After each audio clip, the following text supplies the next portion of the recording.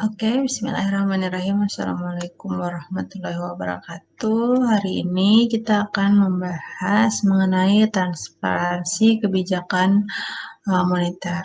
Baik, langsung saja saya share. Nah, di sini pendahuluan ya. Seperti kita sudah membahas minggu yang lalu mengenai bank sentral. Bagaimana, apa fungsinya, kemudian apa tujuannya, dan lain-lain. Nah, hari ini kita membahas mengenai transparansi dari kebijakan tersebut. Nah, untuk mengantarnya bahwa saat ini segala sesuatunya harus tersedia ya informasi publiknya. Nah, jika informasi publik itu terbatas, maka itu akan mengakibatkan terjadinya distorsi alokasi sumber daya ekonomi. Nah, begitu pula dengan bank sentral. Jadi, jika bank sentral berkeinginan memanipulasi kebijakan moneter, itu tidak membuat keseluruhan perekonomian pada ekonomi real gitu ya. Maksudnya, tidak bisa kebijakan moneter itu dimanipulasi, maksudnya seperti itu. Jadi harus ada prinsip yang harus dipenuhi. Misalkan seperti prinsip akuntabilitas, kemudian dalam prinsip pengambil kebijakan, kemudian juga untuk permasalahan internal dari bank sentral itu sendiri. Nah, dimensi konseptual transparansi dan strategi komunikasi kebijakan itu ada 5. Yang pertama GCG ya, Good Corporate Governance. Kemudian yang kedua itu ada transparansi kebijakan moneter. Nomor 3 itu makna transparansi dalam kebijakan moneter. Kemudian juga 4 itu transparansi, rezim kebijakan moneter, dan akuntabilitas demokrasi. Dan yang terakhir strategi komunikasi kebijakan moneter. Nah, yang pertama kita membahas tadi GCG dulu. GCG itu adalah sistem yang terdiri dari fungsi yang dijalankan berbagai kepentingan. Nah, di sini untuk GCG sendiri itu adalah prinsip yang harus dicapai. Itu ada beberapa ya, misalkan harus ada transparansi, akuntabilitas, kemudian tanggung jawab, kemudian prinsipnya itu harus bersifat responsif, kemudian juga independen dan fairness.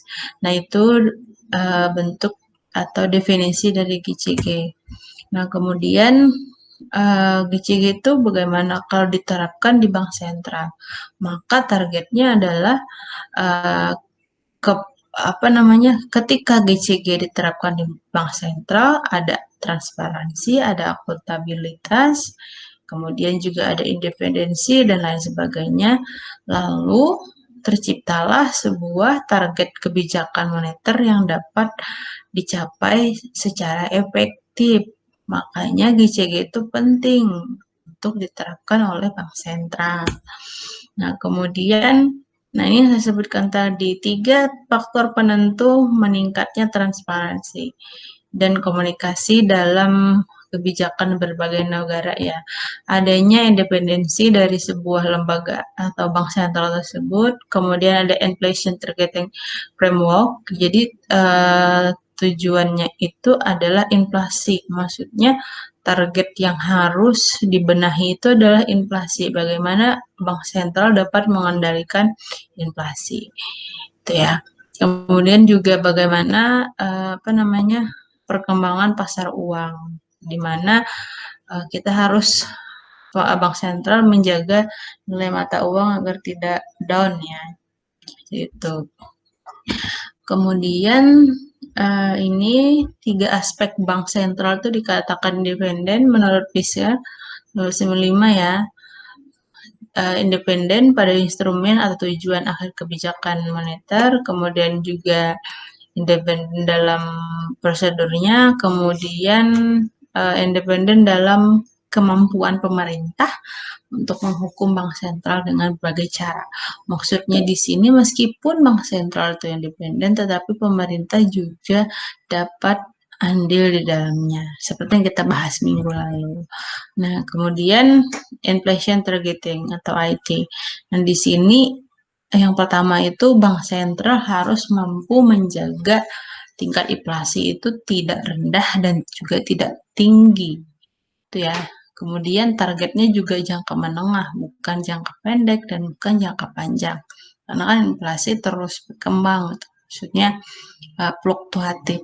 Kemudian juga target utamanya itu adalah kestabilan harga. Nah, itu uh, yang ada pada IT. Kemudian yang ketiga itu memasukkan komponen strategi informasi dalam merumuskan instrumen kebijakan moneter. Kemudian di sini juga bank sentral itu harus siap ya menjalin komunikasi dengan para stakeholders. Siapa saja stakeholdersnya? Ya, masyarakat juga merupakan salah satu stakeholders ya. Ya, isinya semua masyarakat. Kemudian juga komunikasi dengan lainnya. Itu. Lalu perkembangan pasar uang. Nah, ini pasar uang ini bagaimana bank sentral itu harus mengendalikan keadaan moneter yang bagaimana di pasar, kemudian pasar keuangan ya, kemudian bagaimana nilai tukar, kredit, dan juga suku bunga. Nah, itu ada di perkembangan pasar uang. Nah, kemudian di sini makna transparansi dalam kebijakan moneter. Gimana sih maksudnya transparansi itu? Nah, kita di sini bisa lihat ya. Maksudnya transparansi di sini adalah bank sentral memberikan semua informasi yang relevan kepada masyarakat, yang relevan ya. Kalau itu tidak relevan ya tidak perlu diberikan kepada masyarakat. Yang relevan itu yang bagaimana? Nah, misalkan tentang keputusan kebijakan, kemudian prosedur dari keputusan kebijakan tersebut. Kemudian 5 aspek transparansi apa aja? Yang pertama, terbuka mengenai tujuan akhir dari kebijakan. Nah, kebijakan ini diambil seperti kemarin kebijakan penurunan suku bunga, kemudian kebijakan apa namanya penundaan pembayaran pembiayaan atau kredit. Nah, itu kan harus ada terbuka atau tujuannya apa? Tujuannya untuk membantu ekonomi masyarakat yang karena pandemi ini. Nah, nomor 2 itu adanya data. Nah, Bank Sentral Indonesia, khususnya Bank Indonesia ya, itu selalu mengeluarkan data ya, data ekonomi, kemudian juga ada modal dan perkiraannya. Kemudian informasi terkait dengan strategi kebijakan moneter serta pertimbangan terkait. Itu harus disampaikan bagaimana strateginya. Kemudian keputusan itu diambil dikomunikasikan.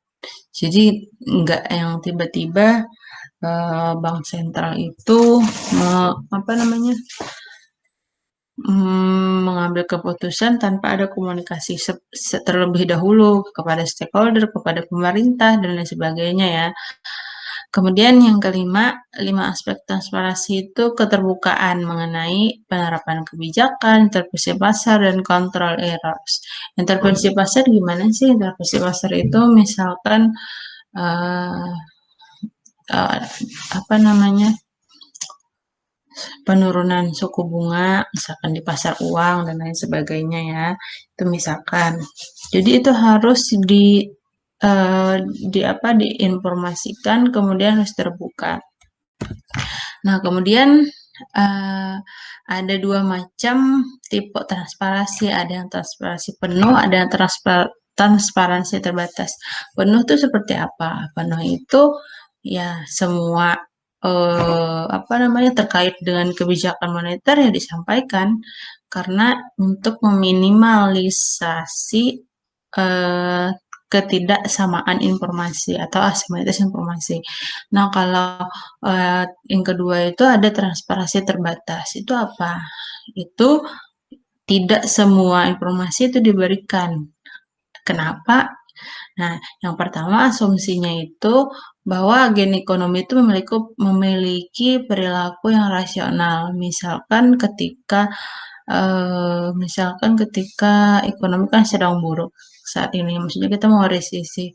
Nah, kalau misalkan diberikan secara penuh, kemungkinan masyarakat misalkan akan em, menyimpan uangnya besar-besaran karena takut akan resesi dan sebagainya. Maka mereka tidak akan mengeluarkan eh, tentang informasi itu. Nah, asumsi ya itu. Kemudian pandangan bahwa kebijakan transportasi terbatas memberikan pengaruh positif. Jadi misalkan kayak pemerintah sekarang, ayo spending, spending, spending karena spending kalian itu membantu masyarakat. Padahal juga dari sisi lain ada juga bahayanya, tapi tidak disebutkan seperti itu. Kemudian yang ketiga itu bahwa tidak ada jaminan masyarakat dan pelaku pasar tidak dapat memahami keputusan kebijakan.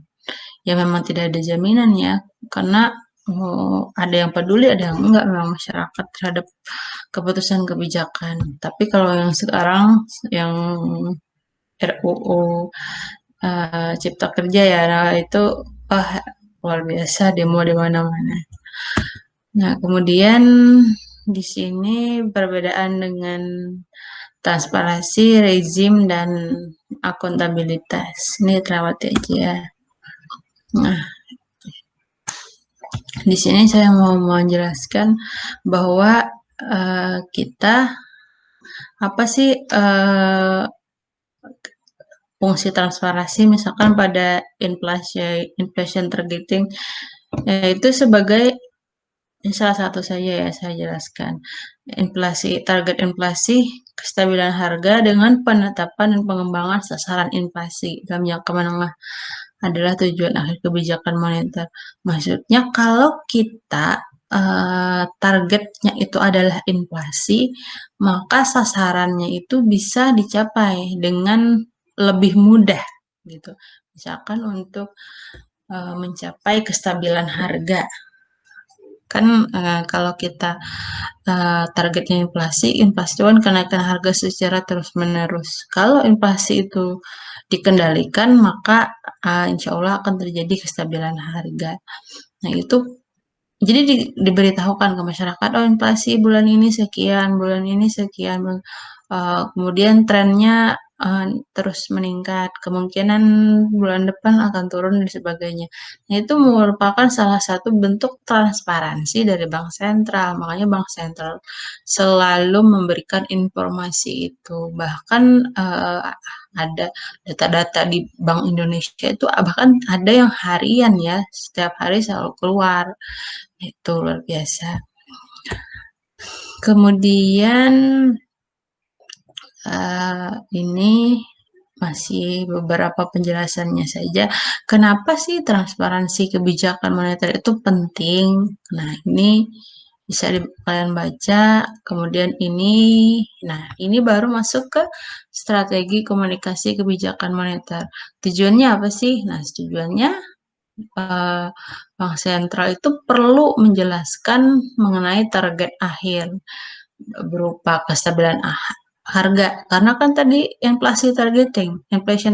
Jadi targetnya adalah inflasi yang dikendalikan. Maka tujuan akhirnya adalah harga yang stabil. Kemudian kalau jangka pendeknya berarti yang jangka pendeknya itu ya bukan jangka panjang, berupa sasaran bunga jangka pendek. Ya, kalau jangka pendek sebulan, 2 bulan, 3 bulan, ya 6 bulan itu jangka pendek. Jadi yang ditargetnya adalah suku bunga. Kemudian jangka menengah. Nah, kalau jangka menengah agak lebih panjang ya. Itu jumlah uang yang beredar, kemudian suku bunga jangka menengah dan nilai tukar. Nah, ini sudah pasti money supply itu selalu terjadi fluktuatif juga. Jadi ini harus dijaga juga. Tetapi kalau money supply itu tidak terlalu fluktuatif, sefluktuatif bunga jangka pendek ya. Tuh. Kemudian bunga jangka menengah. Nah, untuk metodenya ada 5 dimensi pokok, yaitu eh, apa namanya yang sudah kita bahas sebelumnya. Kemudian cara atau media yang digunakan, apa namanya, kesegaraan waktu, keteraturan periodik, kualitas dan cakupan informasi yang disampaikan, dan ketepatan waktu. Jadi itu harus disesuaikan, maksudnya ini cara media yang digunakan tuh harus tepat. Masa kita mau ngasih tahu inflasi naik ke tukang beca tuh pakai siaran YouTube? Kayaknya nggak mungkin. Jadi mungkin harus ada di koran. Makanya kan Bank Sentral di Indonesia BI itu sekarang membuat pelatihan kepada orang-orang, kepada kepada dosen, untuk setiap ada keputusan dari Bank Indonesia, tolong dibahasakan biar masyarakat itu paham. Kemarin Ibu ikut pelatihan itu. Jadi gimana biar masyarakat itu paham gitu dengan cara apa? Dengan cara bahasa kita. Kan tukang baca atau orang-orang yang pinggiran di pasar mungkin mereka nggak tahu apa itu inflasi gitu. Tapi kalau kenaikan harga mereka pasti tahu. Makanya digantilah kata-kata itu dengan cara yang lebih mudah. Kemudian ini kesegaraan waktu. Jadi ini segera ketika ada perubahan langsung, tidak satu hari sesudahnya gitu. Kemudian periodik. Nah, ini periodik ini teratur ya. Jadi kalau misalkan itu bulanan ya setiap bulan, kalau itu harian setiap hari. Jadi langsung disampaikan. Kemudian kualitasnya juga dan ketepatan waktu. Uh, Kemudian ini, sorry, pengambilan keputusan ya. Pengambilan keputusannya juga dipantau oleh pabrik. Jangan tengah malam ya. Tengah malam bikin keputusan. Kerjaannya siapa itu? Nah, kemudian ini praktik dan studi empiris transparansi di berbagai negara. Ini juga bisa kalian baca beberapa gimana sih negara lain bank sentralnya mentransparansi kebijakan itu, apakah mereka terbuka atau tidak. Nah, gitu. Nah, ini ya pasti kalau kita berbicara tentang moneter yang pasti ada IMF lah. Ini sejak udah ada uh, Code of Good Practice on Transparency and Monetary and Financial Policies. Dikembangkan oleh IMF sejak 1999. Kemudian 2000, kemudian udah diikuti oleh 57 negara ya.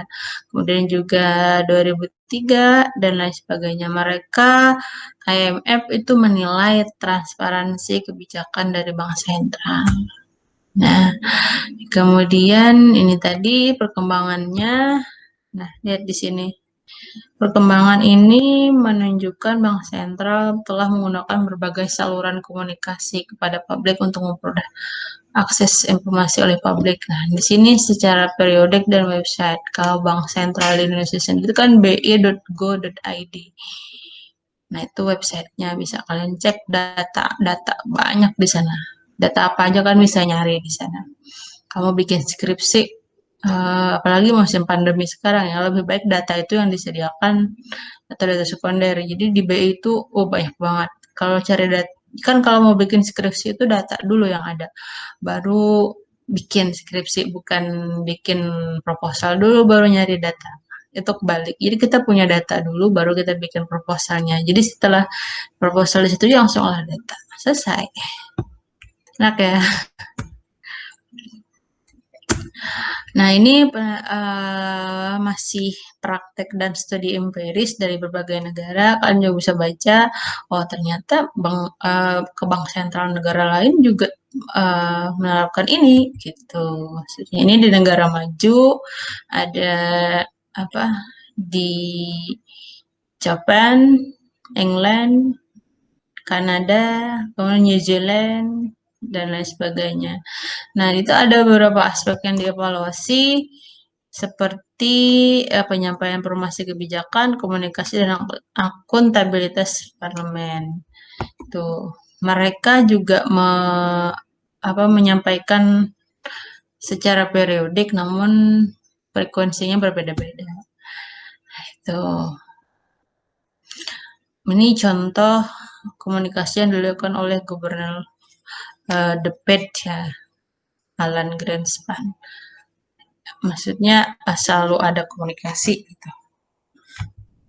Nah, ini contoh komunikasi yang dilakukan oleh Gubernur Bank Indonesia. Nah, ini selalu setiap hari Rabu, Sabtu, itu selalu BI itu melakukan siaran ya. Siaran langsung di YouTube-nya, di Instagram-nya, untuk memberikan ketransparansian ya, maksudnya transparansi terhadap kebijakan, apalagi selama pandemi ini. Bahkan pernah saya melihat Pak Periwarjo ini menangis ya, maksudnya beliau sangat sedih dengan keadaan ekonomi kita saat pandemi ini. Kemudian beliau dengan seluruh jajarannya berusaha bekerja keras bagaimana keadaan ekonomi saat ini bisa stabil, luar biasa ya, sampai beliau uh, melakukan air mata, nangis ya. Kata beliau, saya sampai begadang gitu mikirin ini. Ada yang kapan hari itu. Nah, ini juga beberapa contoh dari komunikasi beberapa negara asing. Contohnya ini ada yang press release, yes, sini frekuensinya 12, ada yang 12 bulan, ada yang 9 aja. Kalau ini kan 12 bulan berarti tiap bulan di update gitu datanya. Nah, lihat di sini ada beberapa ya perbedaannya dari Sweden, Poland, Norway, apa nih ya, Republik Czech Republic, kemudian ECB. Nah, ini ada Switzerland, UK, Australia, Kanada, Jepang, New Zealand, US. Nah, saat sekarang ke case ya, sebuah kasus pada 2008 kan juga kita krisis. Nah, itu bagaimana sih mereka transparansinya pada saat itu. Nah, pada saat itu 2008 itu merupakan sebuah pelajaran yang sangat penting ya untuk menjaga stabilitas sistem keuangan atau makroprudensial, karena saat itu ya lumayan lah krisisnya mengimbas ke Indonesia, padahal berasalnya dari Amerika ya, karena ada krisis mortgage krisis itu, jadinya berimbas ke Indonesia. Nah, mungkin karena kurang terbukanya bank sentral, akhirnya terjadilah krisis gitu. Makanya menjadi pelajaran, dan akhirnya sejak saat itu transparansinya luar biasa ya. Nah, ini masih praktek dan studi empiris. Kalian bisa baca, membandingkan dari bagaimana sih negara lain menerapkan transparansi kebijakan moneter ini. Dengan contohnya di sini penelitian 2012, selama krisis Bank Sentral disarankan untuk membangun kepercayaan dan menghindari kesalahan yang berarti, seperti berkomunikasi terlalu sedikit. Jadi ketika terjadi krisis tidak disarankan untuk tidak disarankan untuk berkomunikasi terlalu sedikit. Jadi harus sering-sering. Makanya ketika pandemi ini kan Bank Sentral atau Bank Indonesia mereka lebih sering melakukan press release ya terhadap kebijakan yang diambil, kemudian keadaan ekonomi sekarang. Jadi luar biasa bekerjasama dengan Kementerian Keuangan dan sebagainya. Kemudian beberapa tindakan bank sentral saat krisis, berkomunikasi secara langsung mengenai potensi risiko yang muncul, kemudian bersiap dengan respon kebijakan yang tepat, kemudian juga bersiap dengan rencana komunikasi untuk menjalankan tindakan. Nah, kalau kalian lihat juga ya, hampir setiap per 2 hari itu BI itu selalu membuka semacam kuliah gitu, kuliah umum. Jadi untuk mengetahui, oh ini kita harus siap-siap nih kalau keadaan ekonomi seperti ini. Kita harus siap-siap nih kalau misalkan terjadinya resesi. Tetapi itu kuliahnya ya. Tapi kalau secara datanya, oh ini datanya secara tren seperti ini, seperti ini, seperti ini. Nah, makanya kalian ikuti Instagramnya Bank Indonesia. Kemudian juga Bank Indonesia Institute, kemudian Kementerian Keuangan. Nah, supaya kalian update ya, karena sekarang milenial ini mencari informasi sangat mudah. Nah, ikut Twitter aja udah informasi itu luar biasa. Lebih cepat, kalau Twitter lebih cepat ya daripada Instagram. Nah, kemudian di sini, nah ini transparansi dan kebijakan di Indonesia ya. Uh, Kalau terkait transparansi dan akuntabilitas BI itu diperkuat dengan adanya Undang-Undang Nomor 3 Tahun 2004. Jadi BI itu punya kewajiban secara formal kepada DPR setiap triwulan dan tahunan. Jadi itu minimalnya ya. Kemudian dalam penyampaian BI juga wajib menyampaikan kepada masyarakat agar memahami kebijakan yang ditempuh. Kemudian kalau secara teknis, BI itu menyampaikan lewat konferensi pers, kemudian adanya media massa, di koran dan sebagainya, kemudian melakukan diskusi dengan akademisi, makanya mata kuliah kebangsenteralan itu ada. Jadi mata kuliah kebangsenteralan itu ada gara-gara ini, tujuan transparansi ini, gara-gara transparansi dan komunikasi kebijakan moneter. Jadi untuk ke ranah akademisi itu melalui dosen dan mahasiswa, makanya juga ada yang namanya apa namanya itu gen BI. Nah, gen BI itu salah satu bentuk dari program transparansi ini. Kemudian kepada perbankan itu jelas dan dunia usaha. Nah, untuk perbankan mereka juga BI juga selalu memberikan TOT ya. Pokoknya BI itu setahun tuh TOT itu banyak banget lah. Apalagi sekarang BI itu punya program Bank Indonesia Mengajar ya. Kayak kemarin itu. Jadi selalu dilaksanakan karena merupakan salah satu bentuk dari apa namanya transparansi dan komunikasi kebijakan moneter ini.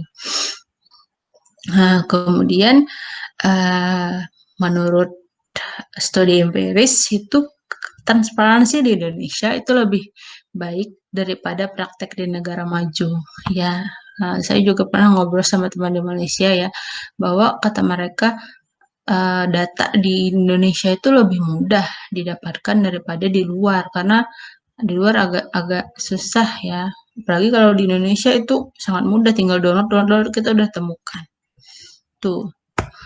Nah, ini 3 bentuk ketidakpastian yang dihadapi oleh Bank Indonesia. Yang pertama, ketidakpastian dalam struktur ekonomi ya. Yang saat ini misalkan ketidaksempurnaan data yang tidak ada yang sempurna lah ya, data itu pasti ada bolong-bolongnya kadang. Kemudian dari shock. Nah, saat ini shocknya luar biasa. Kita dapat shocknya pandemi ini menambah bahwa Bank Indonesia harus transparansi. Kemudian juga ketidakpastian mengenai interaksi antara pengambil kebijakan dan pelaku pasar. Dan yang terakhir itu ketidakpastian dalam faktor non-ekonomi, terutama faktor politik. Apalagi faktor politik ya. Politik itu kan luar biasa mempengaruhinya. Tuh. Nah, ini contohnya aja, BI selalu menjelaskan ya rumusan kebijakan moneter melalui Monetary Policy Reports. Jadi kalian klik aja bi.go.id, itu luar biasa banyak sekali informasinya. Nah, ini jadi seiring dengan meluasnya tren independensi, maka transparansi telah menjadi hal yang harus wajib dilakukan oleh bank sentral di seluruh Indonesia.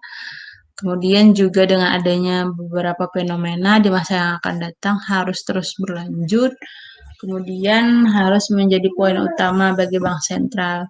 Dan yang terakhir itu studi empiris dan best practice dari negara lain merupakan salah satu cara bank sentral melakukan perbaikan. Maksudnya bisa meniru dari negara lain ya. Nah, itu ini referensinya. Oke, materinya habis.